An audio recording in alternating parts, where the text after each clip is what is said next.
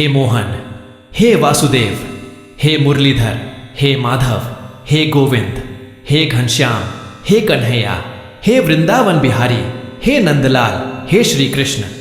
जो भी इस अमृतमयी वाणी को संपूर्ण श्रद्धा और प्रेम से सुनेगा, उसके जीवन में केवल खुशियां ही खुशियां भर जाएंगी। उसके जीवन से दुखों का अंधकार सदा के लिए मिट जाएगा।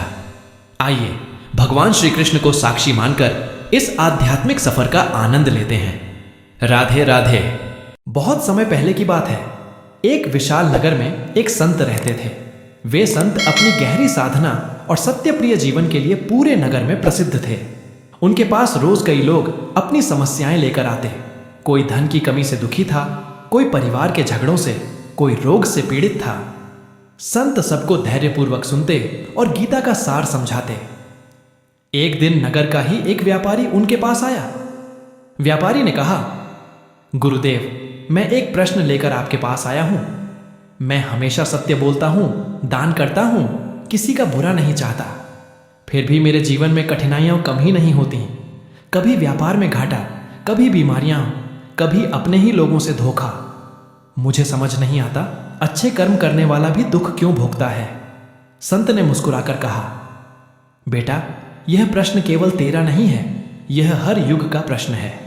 स्वयं भगवान ने गीता में भी यही बताया कि अच्छे कर्म करने वाले को कभी व्यर्थ दुख नहीं मिलता, बल्कि हर अनुभव उसके जीवन को उच्च बनाने के लिए होता है। लेकिन मनुष्य अधीर होकर तात्कालिक परिणाम देखता है और सोचता है कि उसके कर्म का फल उसे तुरंत मिलना चाहिए। संत ने उसे एक कथा सुनाई। बहुत पुराने समय में एक गांव में एक किसान था। किसान बड़ा परिश्रमी और ईमानदार था। वह खेतों में मेहनत करता, समय पर पूजा करता और भूखे को भोजन देता। लेकिन बार बार उसके खेत में सूखा पड़ जाता, फसल खराब हो जाती। गांव वाले उसे देखकर कहते, देखो, इतना नेक आदमी है, फिर भी इसे सुख नहीं मिलता। किसान भी कभी कभी सोचता, कहीं भगवान मेरे कर्मों का मूल्य नहीं जानते। फिर एक दिन गांव में एक महात्मा आए। किसान उनके पास गया और अपनी पीड़ा सुनाई।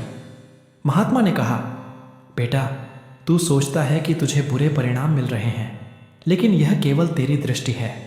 जैसे बीज जब मिट्टी में बोया जाता है तो पहले वह सड़ता है, मिट्टी में गलता है, अंधेरे में दबा रहता है। देखने वाले को लगता है कि बीज नष्ट हो गया, लेकिन वही बीज जब समय आता है तो अंकुर फूटता है, पेड़ बनता है और फिर फल देता है। ठीक उसी तरह अच्छे कर्म कभी व्यर्थ नहीं जाते। कभी कभी उनका फल तुरंत नहीं मिलता, लेकिन भविष्य में वही तेरी सबसे बड़ी शक्ति बनते हैं।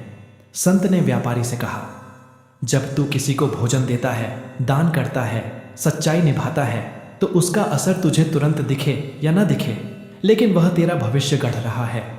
कभी यह जीवन में सुख के रूप में लौटेगा, कभी यह तुझे बड़ी विपत्ति से बचाएगा, और कभी कभी यह तेरे अगले जन्म की नींव बनेगा। इसलिए गीता कहती है, कर्म कर, फल की चिंता मत कर। व्यापारी ने पूछा, लेकिन गुरुदेव, फिर यह दुख क्यों आता है? क्या यह भी मेरे अच्छे कर्मों का परिणाम है? संत ने उत्तर दिया, नहीं, दुख तेरे पिछले बुरे कर्मों का परिणाम हो सकता है जो अब सामने आ रहा है। जैसे पुराना कर्ज एक दिन चुकाना ही पड़ता है, वैसे ही पुराने कर्मों का हिसाब भी जीवन में सामने आता है। लेकिन तू अगर आज भी अच्छे कर्म करता रहेगा तो धीरे धीरे तेरे सभी बुरे कर्म जल जाएंगे और भविष्य केवल प्रकाशमय होगा। फिर संत ने कहा, याद रख, दुख भी ईश्वर की परीक्षा है। जैसे सोने को आग में डालकर तपाया जाता है, वैसे ही अच्छे मनुष्य को कठिनाई में डालकर उसकी चमक और बढ़ाई जाती है। जब तू कठिनाई में भी सत्य और धर्म पर टिका रहेगा, तब तेरा जीवन ही एक संदेश बन जाएगा। व्यापारी की आंखों में आंसू थे। उसने कहा, गुरुदेव, अब मैं समझ गया कि अच्छे कर्म कभी व्यर्थ नहीं जाते। मैं अपनी राह पर अडिग रहूंगा। चाहे कठिनाई आए या सुख, मैं अपना धर्म निभाऊंगा। संत ने आशीर्वाद देते हुए कहा, यही गीता का संदेश है। जो भी कर्म कर, पूरे मन से कर, फल की चिंता मत कर, और विश्वास रख कि हर कर्म का न्याय ईश्वर करता है। अच्छे कर्म तुझे ऊपर उठाएंगे, भले ही देर से सही। यही सत्य है कि अच्छे कर्म का फल देर से मिलता है, लेकिन जब मिलता है तो जीवन बदल देता है। दुख और विपत्ति केवल उस फल तक पहुंचने का मार्ग है। एक बार वही व्यापारी कुछ महीनों बाद फिर संत के पास पहुंचा। इस बार उसके चेहरे पर थकान और चिंता साफ झलक रही थी। उसने कहा, गुरुदेव, मैं आपकी बातों को मानकर धैर्य बनाए हुए हूं। अच्छे कर्म करता हूं, फल की चिंता नहीं करता, परंतु कठिनाइयां कम होने का नाम ही नहीं लेती। कभी परिवार में कलह, कभी व्यापार में बाधाएं। क्या यह जीवन भर यूं ही चलता रहेगा? संत ने धीरे से मुस्कुराते हुए कहा, बेटा, तू अपने जीवन को केवल वर्तमान दुखों से माप रहा है, लेकिन सच्चाई यह है कि जीवन बहुत विशाल है। गीता कहती है कि आत्मा अमर है और जन्म मरण का यह चक्र अनंत है। मनुष्य केवल इस एक जन्म को ही सब कुछ मान बैठता है, लेकिन उसके कर्म और उनके फल कई जन्मों तक चलते हैं। कभी आज बोए बीज कल ही फल देते हैं और कभी पीढ़ियों बाद। व्यापारी ने पूछा, गुरुदेव, तो क्या हमें अपने दुखों को बस सहते रहना है? क्या हमें कोई उपाय नहीं करना चाहिए? संत ने उत्तर दिया, नहीं, सहना ही समाधान नहीं है। गीता का सार यही है कि मनुष्य को परिस्थितियों से भागना नहीं चाहिए, बल्कि उनका सामना करना चाहिए। कठिनाई आने पर उसे अवसर की तरह देखना चाहिए। जब तू विपत्ति में भी कर्म करता रहेगा तो तेरा मन और आत्मा दोनों और मजबूत होंगे। फिर संत ने उसे एक और कथा सुनाई। एक बार एक धनी सेठ का बेटा दूर देश की यात्रा पर गया। रास्ते में उसे डाकुओं ने घेर लिया, सारा धन छीन लिया और उसे जंगल में अकेला छोड़ दिया। वह युवक भूखा प्यासा असहाय होकर सोचने लगा, मैंने तो कभी किसी का बुरा नहीं किया, फिर मेरे साथ इतना बुरा क्यों हुआ? तभी वहां एक साधु आए। उन्होंने युवक को भोजन पानी दिया और कहा, बेटा, जो तुझे आज खोना पड़ा वह तेरे लिए भार था। यदि तू उस धन के साथ आगे बढ़ता तो शायद किसी बड़े संकट में फंस जाता और प्राण तक खो देता। ईश्वर ने तुझसे धन लिया पर जीवन बचा लिया। तू इसे हानि मत समझ, यह तो तेरा संरक्षण है। संत ने व्यापारी को समझाया, इसी प्रकार जब तेरे जीवन में कठिनाई आती है तो समझ ले कि शायद वह तेरे किसी बड़े संकट को रोक रही है। कभी दुख भी ईश्वर का आशीर्वाद होता है। व्यापारी सोच में पड़ गया। उसने धीरे से कहा, गुरुदेव, तो क्या हमें हर परिस्थिति को ईश्वर की इच्छा मानकर स्वीकार करना चाहिए?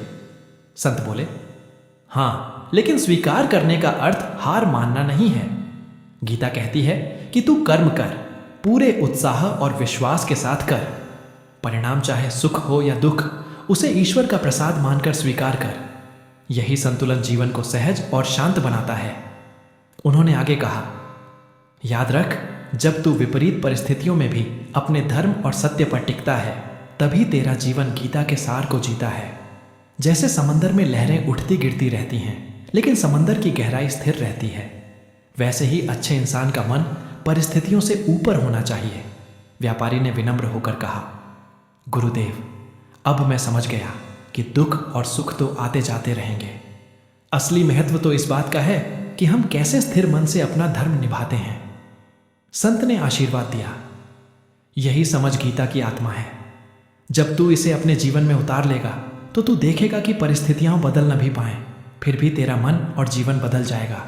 व्यापारी अब संत की बातें समझने लगा था, परंतु उसके भीतर का असंतोष पूरी तरह मिटा नहीं था। एक दिन वह और भी व्याकुल होकर संत के पास आया और बोला, गुरुदेव, आपकी बातों से मुझे राहत मिलती है, लेकिन मैं देखता हूं कि कई बार अच्छा इंसान अचानक बहुत बड़ी विपत्ति में फंस जाता है। कभी परिवार टूट जाता है, कभी प्रियजन बिछुड़ जाते हैं, कभी सब कुछ होते हुए भी खालीपन बना रहता है। यह केवल पिछले कर्मों का हिसाब है या इसमें कोई और गहरा रहस्य छिपा है? संत ने उसकी बेचैनी देखी और इस बार मुस्कुराए नहीं। वे गंभीर स्वर में बोले, बेटा, तूने सही प्रश्न किया है। अच्छे कर्म करने वाले के जीवन में भी बड़ी आपदाएं आती हैं, लेकिन यह केवल पुराने कर्मों का हिसाब नहीं होता, यह ईश्वर की विशेष योजना भी होती है। व्यापारी ने आश्चर्य से पूछा, विशेष योजना? संत बोले, हां, जब कोई साधारण इंसान धर्म से विचलित होता है तो उसे छोटे छोटे झटके मिलते हैं, लेकिन जब कोई श्रेष्ठ आत्मा जो सच्चाई और सेवा में लगी हो विपत्ति से गुजरती है तो समझो कि ईश्वर उसे किसी बड़े उद्देश्य के लिए गढ़ रहा है। जैसे लोहा आग में तपकर तलवार बनता है, अगर वह तपेगा नहीं तो कभी काम का नहीं बनेगा। फिर संत ने एक अद्भुत कथा सुनाई। बहुत समय पहले एक वृद्ध साधु थे। उनका पूरा जीवन सेवा और साधना में बीता था। लोग उन्हें महान संत मानते थे, लेकिन अचानक उनके जीवन में विपत्ति आई। उनके सारे शिष्य उन्हें छोड़कर चले गए, मंदिर टूट गया और वे एकदम अकेले रह गए। सब लोग हैरान थे कि इतने महान साधु के साथ इतना अन्याय क्यों हुआ। साधु अकेले जंगल में जाकर ईश्वर से बोले, प्रभु, यह कैसी परीक्षा है? मैंने तो जीवन भर आपका ही नाम जपा। तभी एक दिव्य प्रकाश प्रकट हुआ और आकाशवाणी हुई, हे साधु, तू जो विपत्ति देख रहा है वह तेरा विनाश नहीं, तेरा उत्थान है। अब तक तू केवल लोगों के बीच पूजा जाता था, पर अब तुझे वह गहराई मिलेगी जहां से तू हजारों आत्माओं को मार्ग दिखा सकेगा। तेरे भीतर का अहंकार अभी तक मिटा नहीं था। यह विपत्ति तेरी पूर्णता का द्वार है। संत ने व्यापारी से कहा, बेटा, यही सत्य है। कभी कभी विपत्ति ईश्वर की ओर से हमें और ऊंचा उठाने का साधन होती है। यह केवल सजा नहीं बल्कि निर्माण है। व्यापारी ने गहरी सांस लेकर कहा, तो क्या यह संभव है कि मेरे जीवन की कठिनाइयां भी किसी बड़े उद्देश्य का हिस्सा हों? संत ने दृढ़ स्वर में कहा, निश्चित ही। गीता कहती है कि जो भी घटित होता है वह व्यर्थ नहीं होता। तू जिन कठिनाइयों से गुजर रहा है वे तुझे किसी बड़ी शक्ति और ज्ञान की ओर ले जा रही हैं। आज जो तुझे बोझ लग रहा है वही कल तेरी सबसे बड़ी पूंजी बनेगा। फिर संत ने उसे एक और दृष्टांत दिया। मान ले कि एक मूर्तिकार संगमरमर के टुकड़े पर छेनी से चोट करता है। पत्थर सोचता है कि मुझे क्यों तोड़ा जा रहा है, मेरे टुकड़े क्यों उड़ाए जा रहे हैं। पर जब मूर्तिकार अपना काम पूरा करता है तो वही पत्थर एक दिव्य मूर्ति बन जाता है जिसे सब पूजते हैं। अगर पत्थर सहन न करता तो कभी देवत्व तक न पहुंचता। वैसे ही ईश्वर अच्छे इंसानों को भी कभी कभी कठोर चोट देता है ताकि वे मूर्ति की तरह महान बन सकें। व्यापारी की आंखें भर आईं। उसने संत के चरण पकड़ लिए और कहा, गुरुदेव, अब मैं समझ गया। मेरी कठिनाइयां मेरा अंत नहीं बल्कि नई शुरुआत है। अब मैं दुख को भी आशीर्वाद मानूंगा। संत ने आशीर्वाद देते हुए कहा, यही गीता का गूढ़ रहस्य है। अच्छे कर्म करने वाला कभी नष्ट नहीं होता, उसे केवल गढ़ा जाता है ताकि वह और ऊंचा उठ सके। समय बीतता गया। व्यापारी संत की बातों से प्रेरित होकर अपने जीवन को धर्म, सत्य और सेवा में लगाता रहा। लेकिन नियति का नियम अटल है। एक दिन व्यापारी को अचानक गंभीर रोग हुआ। पहले तो उसने सोचा कि यह सामान्य बीमारी है और वह ठीक हो जाएगा, लेकिन धीरे धीरे उसका शरीर दिन प्रतिदिन अशक्त होने लगा। उसकी आंखों की रोशनी मंद पड़ गई, हाथ पांव काम करना बंद करने लगे। परिवार और नगर के लोग उसके चारों ओर बैठे थे, परंतु व्यापारी के मन में एक ही सवाल उठ रहा था, क्या मेरे सारे अच्छे कर्मों का यही फल है? क्या यही अंत है? धीरे धीरे उसकी सांसें धीमी होने लगीं और अंततः उसने अपनी अंतिम सांस ली। जैसे ही प्राण उसके शरीर से निकले, उसने अपने आप को एक अजीब मार्ग पर चलते हुए पाया। सामने चारों ओर घना अंधकार था और दूर कहीं अग्नि की लपटें दिखाई देती थीं। वातावरण में कराहने और चीखने की आवाजें गूंज रही थीं। उसके पैरों के नीचे कोई ठोस जमीन नहीं थी, बल्कि एक धुंधला सा मार्ग था जिस पर चलते हुए उसके मन में भय समा गया। उसने डरते हुए पूछा, यह कौन सी जगह है?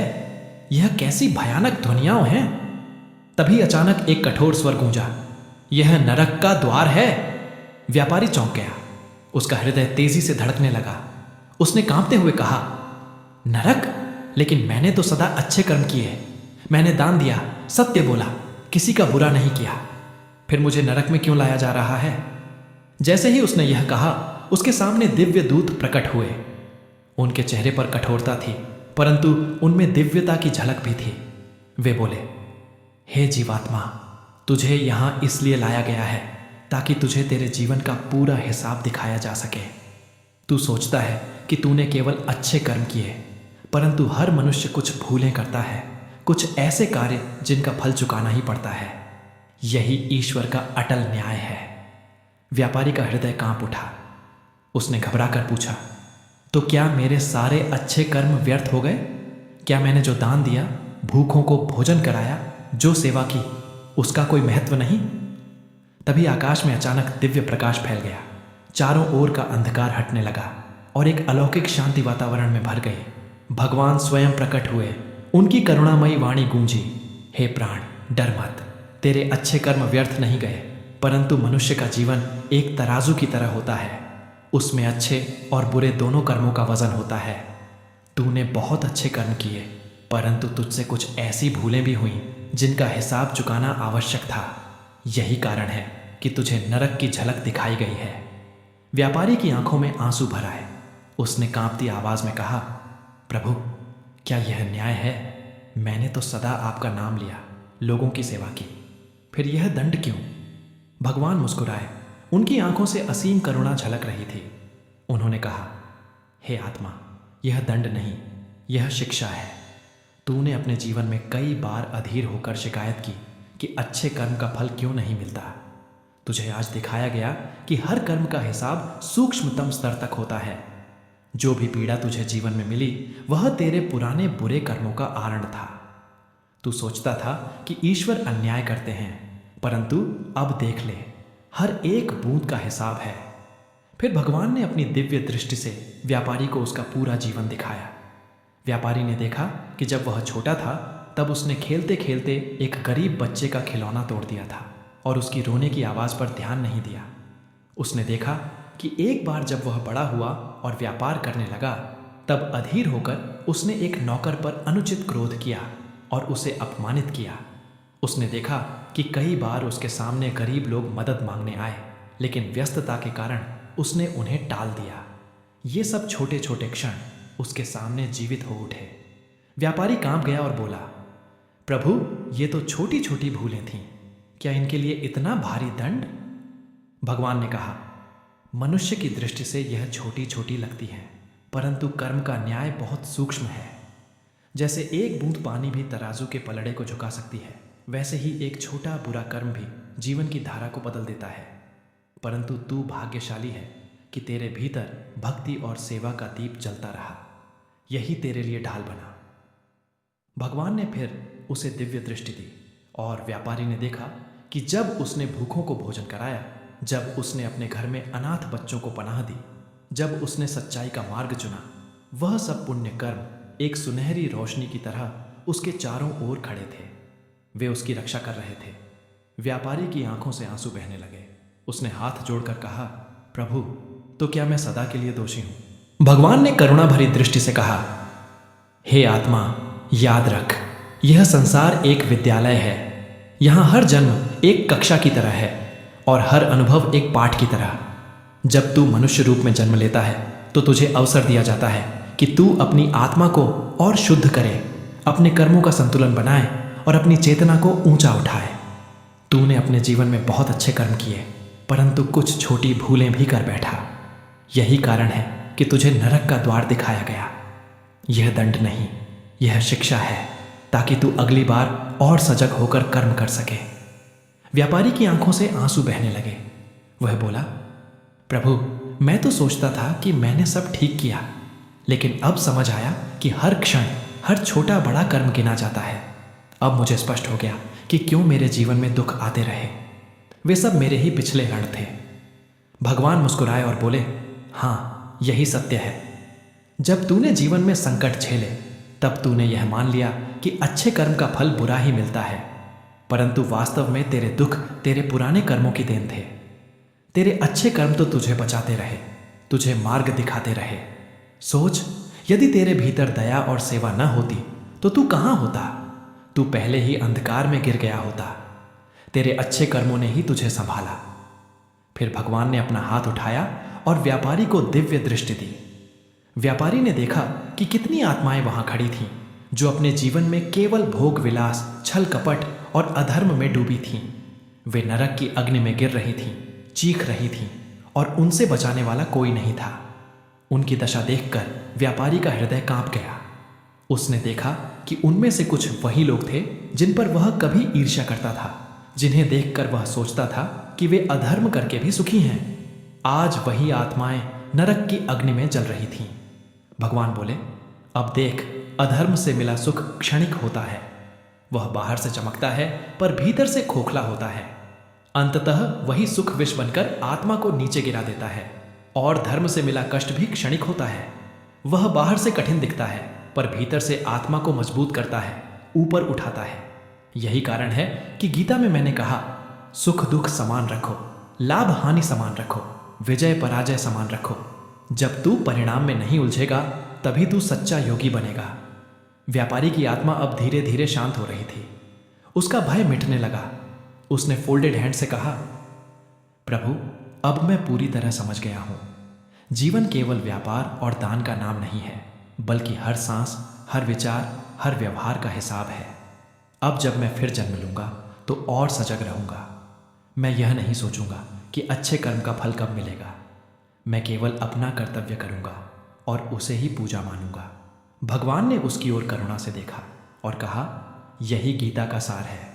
जब मनुष्य निष्काम होकर कर्म करता है, जब वह फल की चिंता छोड़ देता है और केवल अपने कर्तव्य में रत होता है, तभी वह मुक्त होता है।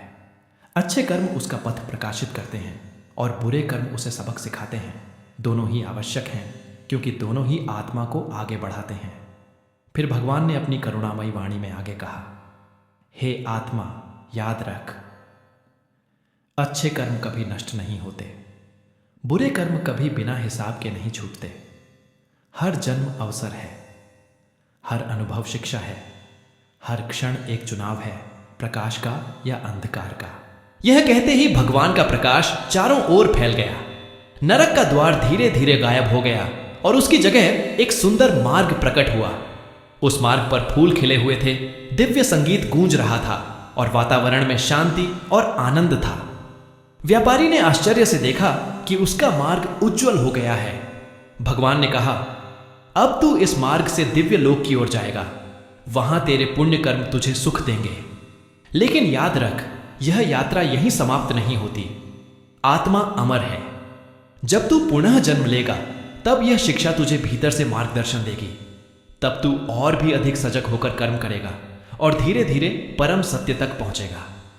व्यापारी की आत्मा भगवान के चरणों में झुक गई।